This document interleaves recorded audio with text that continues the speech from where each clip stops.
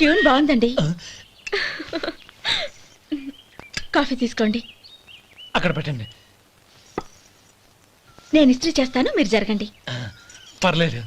అది కాదండి, మీరు వెళ్ళి త్వరగా స్నానం చేసి రెడీ అవ్వండి. ఈలోగా నేను చేసి పెడతాను. పర్లేదండి.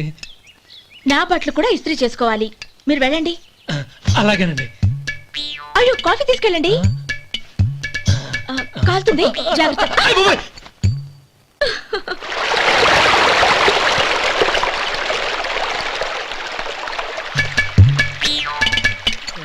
ఏమండి, నా బట్టలు అక్కడున్నాయి, తీసుకెళ్ళండి.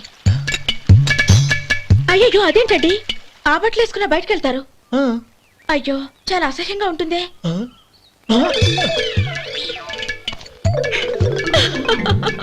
కోడి గుడ్లు, చికెన్ బిర్యానీ, మసాలా బాగా దట్టించుంటారే. రేయ్ అవన్నీ నీకెందుకురా? ఏదో ఇంగ్లీష్ సినిమాకి వెళ్ళాలనో. ఏ ఇంగ్లీష్ సినిమా అన్నా, పెద్ద ఇంగ్లీష్ సినిమా. మన ఆదు సుబ్బారావు గారు తెలుగులో మూగమరుతులను ఎప్పుడో తీశారు. దాన్ని తిరిగేసి టైటానిక్ అని తీశారు. కాకపోతే అందులో గోదావరి, ఇందులో సముద్రం, అందులో పడవ, ఇందులో ఓడ, అంతే.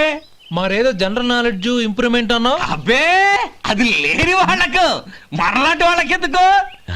అంతేనంటావా? అయ్యో అయ్యో అయ్యో ఏమండి? భోజనం రెడీ, రండి.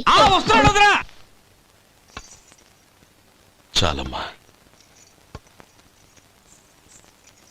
వదినా, మీ పిల్ల అందరికీ పన్నీరు చెల్లింది నేనే వదినా. వదినా, వినడానికి ఎంత హాయిగా ఉంది. ఇదిగో ఇంకో చికెన్ పీస్ వేసుకో. ఏ వదినా, మా వదిన బంగారు వదినా.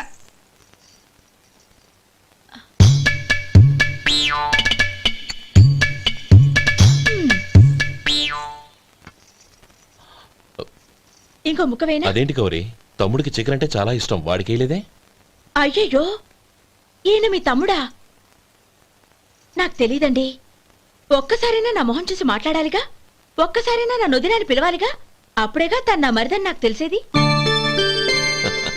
వాడికి చిన్నప్పటి నుంచి కాస్త సిగ్గెక్కువమ్మా. కాస్త ఎక్కువైతే పర్వాలేదు బావగారు, ఈయనకి మరీ ఎక్కువ.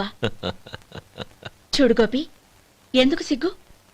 అన్న భార్యని వదినమ్మ అంటారు. అంటే వదిన అమ్మతో సమానమన్నమాట. అమ్మని చూసి ఎవరైనా సిగ్గుపడతారా?